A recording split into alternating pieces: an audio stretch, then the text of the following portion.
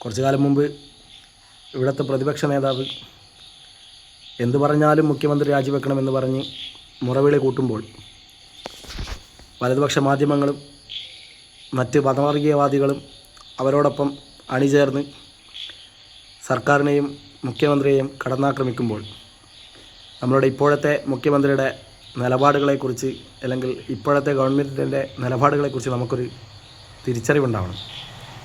വേറൊന്നുമല്ല, ഇന്ന് മാധ്യമങ്ങളെ കണ്ട മുഖ്യമന്ത്രി പറഞ്ഞത് ഇടതുപക്ഷമാണ് PM ശ്രീ നടപ്പിലാക്കിയത് എന്നുള്ളതാണ്. സത്യത്തിൽ MOU എന്ന് പറയുന്ന ധാരണാപത്രത്തിൽ മാത്രമാണ് അന്ന് കേരളം ഒപ്പുവെച്ചിട്ടുള്ളത്. അതിനുശേഷം ഒട്ടനവധി കടമ്പകളുണ്ട്. ഏതൊക്കെ സ്കൂളുകൾ തിരഞ്ഞെടുക്കണം എന്നുള്ള ഒട്ടനവധി കടമ്പകളുണ്ട്. എന്നാൽ PM ശ്രീ എന്ന് പറയുന്ന സംവിധാനം കേരളത്തിൽ നടപ്പാക്കേണ്ടതില്ല എന്നുള്ള ഒരു തിരിച്ചറിവിൻ്റെ അടിസ്ഥാനത്തിൽ അതിൽ നിന്നും പിന്മാറുന്ന LDF ഗവൺമെൻറ് അതിൻ്റെ തുടർ നടപടികൾ കേരളത്തിൽ നടക്കില്ല എന്ന് പറഞ്ഞ് അതിന് കത്ത് നൽകുന്ന ഒരു സാഹചര്യം പോലും ഉണ്ടായിട്ടുണ്ട്. എന്നാൽ ഇന്ന് മാധ്യമങ്ങളെ കണ്ട നമ്മളുടെ മുഖ്യമന്ത്രി എന്താണ് പറഞ്ഞത്?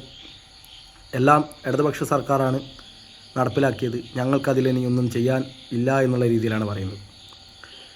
സത്യത്തിൽ തെരഞ്ഞെടുപ്പിന് മുമ്പിൽ മതമാണ് എല്ലാം എന്ന് പറഞ്ഞ ഇഞ്ചിക്കുട്ടനും കൂട്ടുകാരും അധികാരത്തിലെത്തിക്കഴിഞ്ഞാൽ PM ശ്രീയെ അറബിക്കടലിൽ വലിച്ചെറിയുമെന്ന് പറഞ്ഞ ഇഞ്ചിക്കുട്ടനും അവരുടെ കൂട്ടുകാരും ഇന്ന് ഇഞ്ചി ചായ കുടിച്ച് വട്ടത്തിലിരുന്ന് PM ശ്രീ എങ്ങനെ നമുക്ക് നടപ്പിലാക്കാം എന്നുള്ള ചർച്ചയിലാണ്.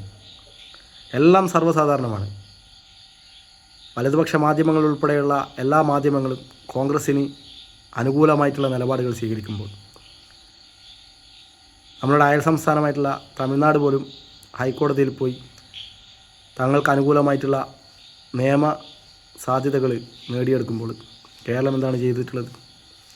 കേരളം നിയമത്തിൻ്റെ അല്ലെങ്കിൽ ഒരു സംവിധാനം പോലും ഉപയോഗിക്കാതെ പൂർണ്ണമായിട്ടും RSSന് കീഴ്പ്പെടുന്ന രീതിയിലുള്ള ഒരു പ്രവണതയാണ് നടത്തിപ്പോരുന്നത്.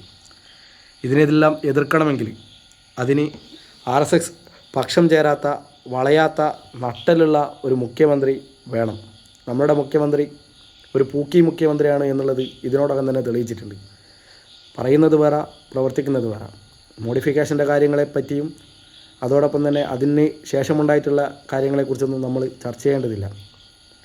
ഭരണത്തിലെത്താൻ വേണ്ടി എന്തൊക്കെ കാര്യങ്ങൾ പറഞ്ഞിട്ടുണ്ടോ, ഭരണത്തിലെത്തിയതിന് ശേഷം അതിൽ നിന്നെല്ലാം നേർ വിപരീതമായിട്ടാണ് ഈ ഗവൺമെൻറ് മുന്നോട്ട് പോകുന്നത്. ഇവരുടെ ഇരട്ടത്താപ്പുകൾ നമ്മൾ മനസ്സിലാക്കണം. PM ശ്രീ എന്ന് പറയുന്ന കേന്ദ്രത്തിൻ്റെ കാവ്യവൽക്കരണത്തെ ചെറുക്കാൻ കേരള സമൂഹം ഒന്നടങ്കം പ്രതിരോധത്തിലേക്ക് നീങ്ങണമെന്നാണ് എനിക്ക് നിങ്ങളോട് പറയാനുള്ളത്.